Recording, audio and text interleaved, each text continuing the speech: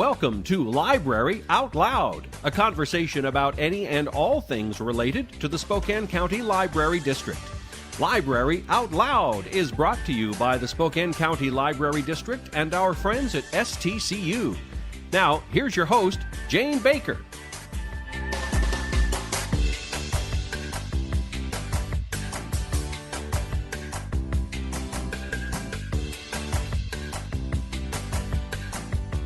Hello and welcome to Library Out Loud. I'm Jane Baker, the Communication and Development Officer for the Spokane County Library District. Joining me today, I have three lovely guests in the studio. Welcome, everyone.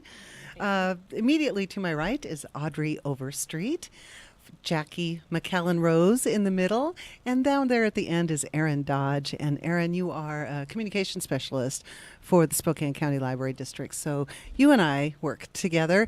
Audrey and Jackie are authors, and we're talking about the book Spokane Writes. Spokane Writes, now this is an exciting project that the Spokane County Library District has undertaken.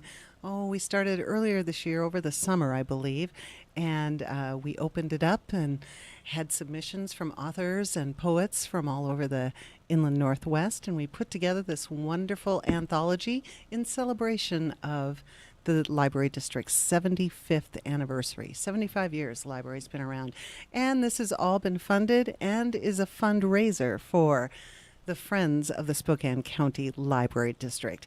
And we'll talk about how you can get your own copy of this a little later. But first of all, we're going to talk with our guests here.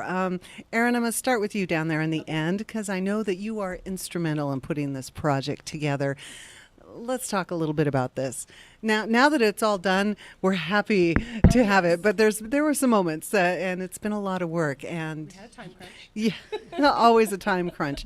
So let's start talking about how this all started. First of all, it was a crazy idea that one of our librarians came up with. Yes. Mm-hmm. So for about 3 years now, we've been doing a writers' conference every fall, Mm-hmm. and so we started thinking, well, we have all these writers, all these talented people in the area. We want to maybe highlight them in some way, and so we started thinking about it, and we started thinking about linking it to the 75th anniversary, and anthology came up. Mm-hmm. You know, collect the work of the people in the community, and then we made it happen. There was a team of us. We put together sort of the criteria of page length and what they could submit, and a theme, and our theme is celebration. Interestingly, the poems and stories and nonfiction pieces are all the ways you can celebrate, which could be, sometimes there's sad moments, sometimes there's really exciting moments, sometimes there's poignant moments, there's longing and memory, sometimes it's just a birthday party. Mm-hmm. It's all those moments. Actually, what ended up in here, which was great. We got that variety from all the writers and poets in the community. So we put out the call for submissions. We were hoping, to at least maybe get 75 people to submit, because it's the 75th anniversary. That would be really great. We got over 200 submissions. Yes, that was an awesome response. We did narrow it down to just over 90 Mm-hmm. people in the anthology, and it was just a lot of fun. Once we got all the submissions in and we read through them, and we kind of, some of the criteria, like some of the submissions just didn't fit. There are people from outside the country submitting that never lived in Spokane, so we're like, oh, you obviously didn't read our rules. Sure, sure. So sorry, but thanks but no thanks. Uh-huh. And then, and some things we couldn't find a way to fit celebration at all. Mm-hmm. Like it didn't fit. I think people just were so excited they just submitted what they had. You bet. And so as we went through all of the submissions, and we said these are definitely the ones we want in, we sent out those letters, acceptance, and got everything pulled together. We were reading through them, and they sort of fit in these categories. So Mm-hmm. we made sections in the book. Mm-hmm. Some of them are a lot of birthday and wedding and holiday ones, so that's a whole section. Mm-hmm. There are a lot of celebrations of places, specific places in Spokane, Cliff Drive, Riverside Avenue, U City, just different. Also the Palouse, places in nature. Mm-hmm. That was another theme, nature. There's a lot of family, so family and relationships. Mm-hmm. So that's another section. And then there were some ones that were a little more surreal or speculative or just very real that didn't touch on any of those other themes that we grouped together as well. So, and then we got it all put together. We have an awesome graphic designer who designed the book, We do. Amanda Flannery. We have to call out Amanda Flannery on the cover. Yes. On the cover That's a great and the cake. interior, she did a great job with laying out the text and making the book look really professional. Yes. Um, And you too, Erin. You did a Oh, lot of the work on it as well. thank you. So Yes. Yeah, I worked with probably about a dozen of our writers to do some edits, but most of the work was just ready to go. So, yeah, And this was in addition to your regular duties as a job. So correct. I have to say how much I appreciate how hard Erin worked on this. So Yeah. so that was great. Yes. So, and then these two ladies, we have Audrey and Jackie, and you're both authors that are published in the book. And I've just met you today. So we'll start with Jackie. Have you been published before? Not for nonfiction, no, just for mostly technical writing. Really? Yeah. Really? And which piece is yours? It's called Red Tail Down in the nature section. Oh, very exciting. And was that written specifically for this book, or did you write that before? No, it's something that was kicking around in my head, and I decided to polish it up and go ahead and submit it, and then promptly forgot I'd done it. And it's great. It's a great So the piece. email came as quite a surprise. I was like, oh, okay. Well, that's a great story. And then Audrey, you too. Is this the first time you've been published? I've been published. I do write for the Spokesman Review, actually. Awesome. Nonfiction. I write about artists. I write about visual arts part-time and freelance. And so I have done creative writing all my life. When I can squeeze it in. And I think that's, I've always been so, it's just one of those things where I feel comfortable in the genre of being a reporter. I've been a reporter for years and years. But always getting into the creative side, it really takes a lot of guts, I think. And so I was proud of myself for submitting, and I'm really glad I did. Yes. All the different writers who are in this book, and working with Sharma Shields and the author, and our local, one of our many who were involved, has been a real pleasure. Yeah, Sharma was on the editorial team. as Yes, well. Sharma Shields was one. So we've had a wide variety of authors. Erin, age-wise, the youngest was six. So yeah, we wanted to, again, represent sort of all of the community and everybody who comes into our libraries, which is every age. Sure.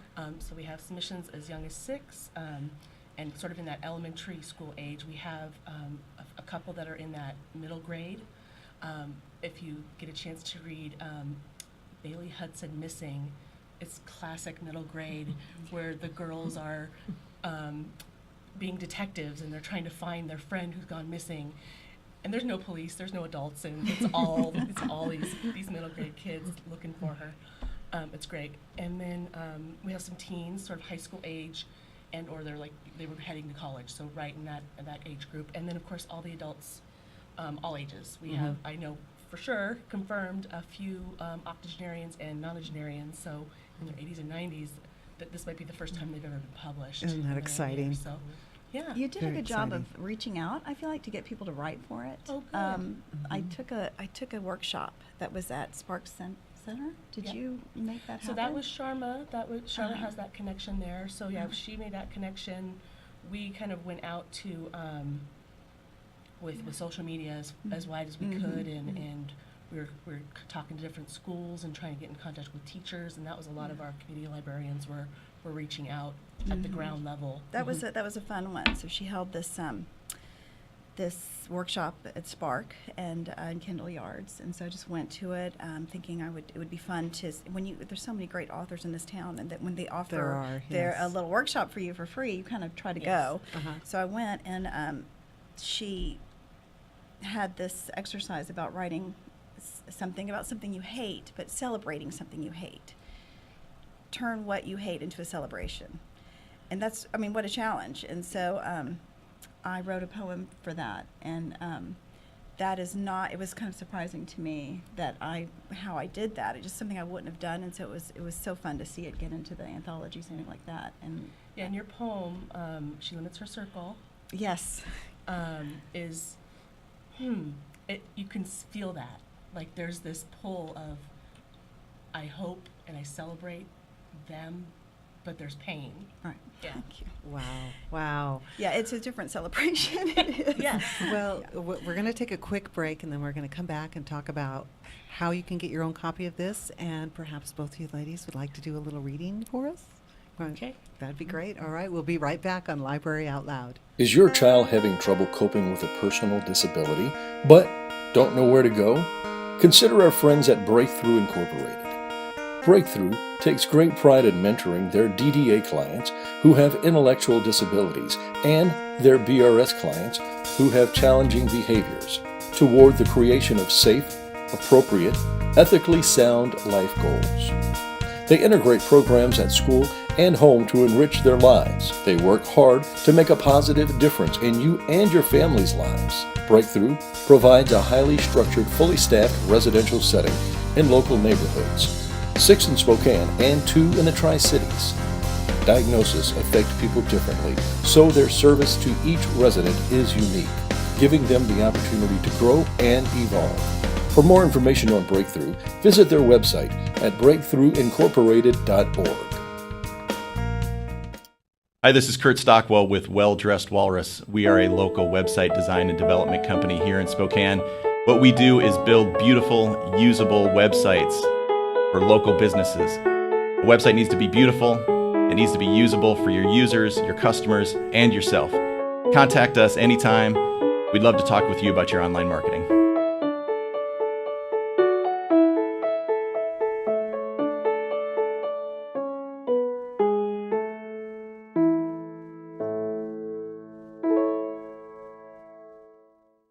What?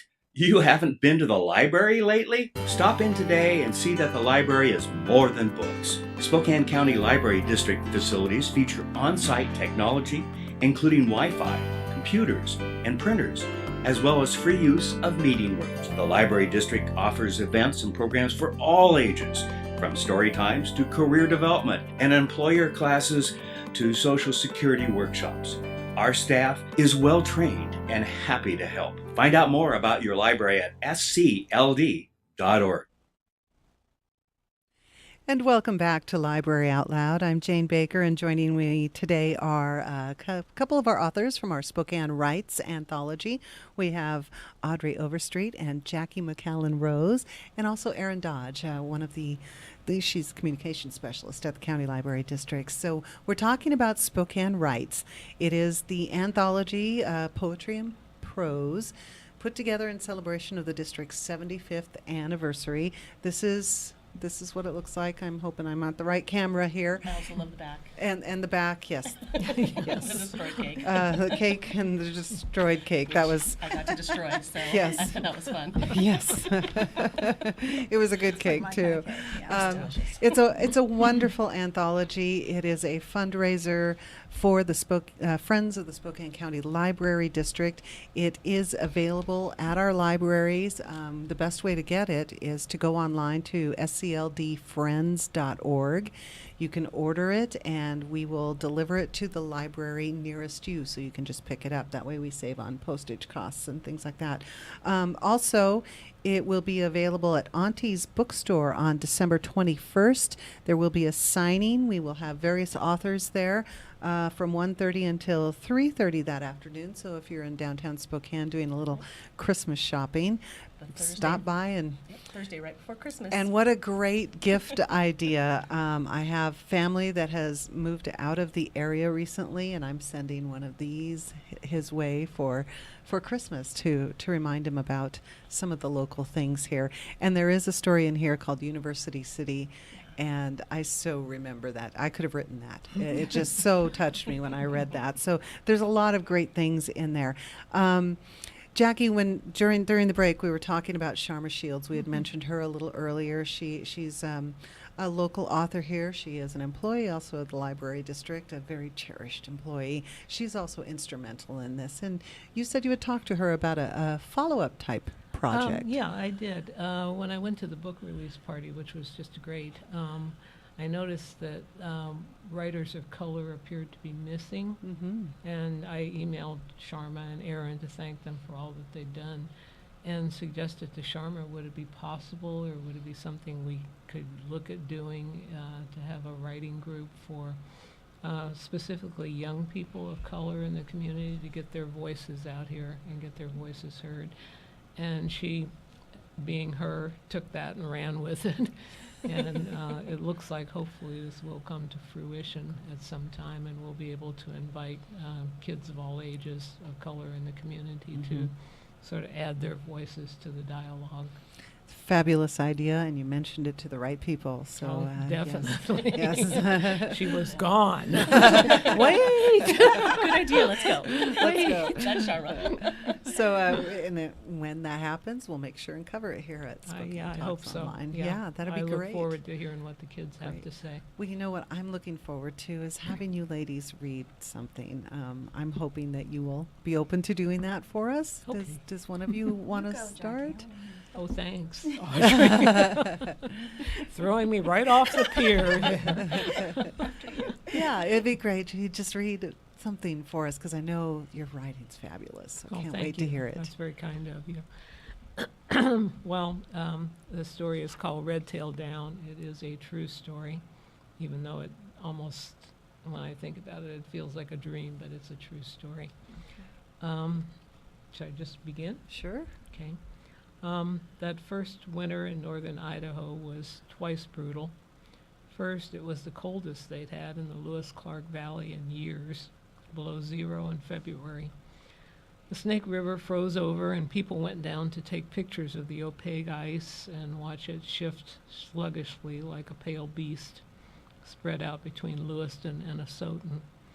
Second, I began to realize that the man I had come up there to marry was not very well liked and not very likable, though he changed a lot between the time we split up and his death a couple of years ago. Right then, he hadn't changed one iota. I was looking for a place of my own, still living with him out on Lindsay Creek Road, on 4 acres like a staircase with 4 landings, creek, woodlot, corral, and the house's basement where the cistern was, then the house's main floor, then the hay barn, then the orchard at the top. From the orchard, you looked over the feedlot that was our next-door neighbor, see the lot riders moving the cattle around, hear the calves a bawling lonesome when they were weaned, inhale the green smell of the silage and the sharp odor of the manure. It was a good neighbor to have, to remind where the burgers originated. You shouldn't forget that, not for guilt's sake, just for the sake of staying connected. Sleeping by myself in a back room, I'd get up early before work to feed my horses. The bitter weather did not seem to bother them, woolly mammoths that they'd become that autumn after leaving the woozy mildness of Southern California. The dog I had then wasn't fazed by the cold either. King was a rough-coated German shepherd with layers of hair, lamb's wool to silk to keep him warm. He went with me in the mornings, watching closely as I put on all the layers that I needed. Lord, humans are poor things when it comes to the outdoors. Snow was about 2 inches deep on the ground, this one moonlit pre-dawn, as I finally got into the last of the clothes I needed to venture out. A wan sun the day before had melted the surface, which froze again in the night, so my boots crunched through the thin ice as I walked. King trotted ahead, tail flagged, nose inhaling the million odors that dogs can read. The moon had bleached the color out of everything except the tree trunks and limbs in the woodlot the other side of the creek. The corral was set at the far end of the place where the creek kinked so the horses could drink from it. Lindsay Creek was too sheltered to freeze, even that legendary valley winter. King suddenly stopped, planting all 4s, head up, ears perked, tall as they could perk, stared at something to the right of the path, near the red shed under some trees. I didn't think coyote. They stayed away from the trampling tonnage in the feed lot, and we had neither chickens nor barn cats. Might have been a wandering human, though, so I came up quiet and watchful behind King, craned forward to see what he saw without getting too close. At first, I thought it was a really wayward kite spread in heraldic splendor in the blue-white glowing snow. Then it moved. A chiseled head swiveled to fix me with an eye that caught the moon's image in miniature, a ferocious eye. Wings extended, rocked back on its fan tail. The red-tailed hawk looked at me, opened its beak, said nothing, spoke volumes. This wasn't normal. Hawk on the ground, hawk not flying. I called King to stay behind me. Moving closer, there were the curved talons, gripping snow, a sick hawk. I went back to the house, put King in our room. Soon not-to-be husband was sitting in the living room in the flicker of the TV set. Maybe he hadn't slept. I didn't know and was too angry to care. Then, later you care, when you let go of the anger and remember everyone is merely human, with all that means about failure, error, and disappointment. I got a cardboard box from the pantry, glanced at all the canning we had done, overflow from the cool storage room below. Glass jars signifying sweat and toil that I would now never open to taste the summer boiled inside. He didn't say anything, I didn't say anything. I folded an old towel inside the box. Wearing my thickest work gloves, I crunched back to the downed red tail. It attempted nothing as I gently folded its wings to its body. Not broken either one. It was like holding a contraption of steel powdered over soft feathers carrying the unmistakable scent of wildness. Wild animals do not smell like the animals who live with us. If privilege or bad luck brings you close enough, you can tell, even if blind, the difference. The red tail fitted in the box. I folded part of the towel over its head to give it the comfort of imagining I was not there. Birds of prey, I remembered reading somewhere, will learn to tolerate people, but they won't ever love them. We are too stifling, I think, to their need to fly, swoop, dive, kill when it suits them. The hawk lay quiet, breathing, felt its heart lumping quickly even through my gloves. I set the box on the downstairs porch outside the cistern and storage room, got ready for work, layered up again. Before I left, I called the wildlife people and the fish and game man said to bring the bird, and they would see what they could do for it. Driving out to that station was a little harrowing, even in a 4x4 pickup, as the snow had blown in drifts across the unplowed road among featureless fields, so you couldn't tell where the barrow pits were on either side. That's the thing about northern Idaho. One second you're in town, the next there's only land forever, and perhaps one light over someone's barn, or no light at all except the one that flares off a deer's eyes right before the collision. But the day was coming on, by degrees, as if half frozen itself in the crackling air. I left the hawk with the fish and game man. He handled the box with grave concern. I phoned, and they told me the hawk had died.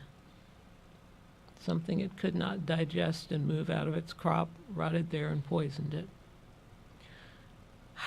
I hung up, waited with sadness, with a sense of the futility of so many efforts we make. By day's end, as the sun shot startling light from beneath a bank of bruised-looking clouds over Lewiston Hill, I understood what a gift I had been given that morning. In these days so full of obfuscation, chatter, and argument, I had been looked in the eye by a downed red-tailed hawk. I had been allowed to fold the wings of a downed red-tailed hawk. That is the sort of gift you can live off for a good long time, even in a twice brutal Idaho winter. Thank you. Thank you. Thank you. You're welcome. That was Thank you. wonderful. Sorry, I got my tears. Tears. Thank you for that. Oh, That Thank was you, guys. awesome. that was absolutely beautiful. That's Thank you very- so much. very What kind of you. what a gift you've given us today Oh, with thank that you. story. That's very Can I kind make a of you. comment about it? Oh. Please. I really, the way that relationship that the narrator's in, that she's in, when she goes in and her husband's just sitting in front of the TV and they don't say anything. You don't even need any dialogue to feel just the pain and how bereft Yep. She is feeling. Yep. So it Yeah. just was beautifully done. And Yes. Thank you so much. Beautifully It's very done. kind of you. Thank you for sharing that with us today. Well, thank you for having me. Audrey, I'd So like you to is there read. We're running a little short right, on time, hurry. so maybe It's a shortish poem. a shortish poem, and we're getting the nod yes from Kent over there, so we have time. Fast. Okay. Great. All right. It's called She Limits Her Circle. She limits her circle to immediate family only. In-laws and step-parents don't count, but maybe that's because she is afraid of losing her beloved, my brother. She must care about him a great deal to keep him away from us. Or maybe being the only child of a single mother, alcoholic, bent her idea of love, distorted its meaning in a wavy fog so that she only knows how to hang on, keep close, shut out. Perhaps they have lots of fun together, their family. I wouldn't know since they never invite me to visit. It's nuclear the way she wants it, with 2 sons. But I know she wanted daughters. Girls she could dote on, curl their hair for them, buy them makeup, and keep safe. She would be good at that. I knew her before she joined my brother in holy matrimony. She liked the band Queen and the color purple, and she played the flute and the piano. And when she was in her cups, she lamented her own lack of talent. "No, you're good," we said, "really good." But she didn't believe us. I hope she plays her instruments with her sons, my nephews lost to me. Maybe I will drive by their house at night and peek into a window, warm with light, and spy them making music together, dancing and laughing. Oh, Audrey. That's wonderful. Oh, that's awesome. That's great. Both of you ladies have given me chills today with your writing. Thank you for sharing that and for the gift. And I want to say thank you for being here today. I could spend all morning talking to you more and discussing writing and different things we could do, but we're running short on time. So I do want to get this in, that Spokane Writes, our anthology, it's available at scldfriends.org. Order it online. We'll deliver it to the library nearest you. It's $15. And also, again, at Auntie's bookstore, December 21st from 1:30 to 3:30, there will be a signing, and you'll be able to pick up the book there as well. So, again, thank you, ladies. Thank you for contributing. Thank you for writing. Thank you for being here today. And we'll hopefully get you back again sometime. Thank you, too, Erin. All right. Until next time, this is Library Out Loud.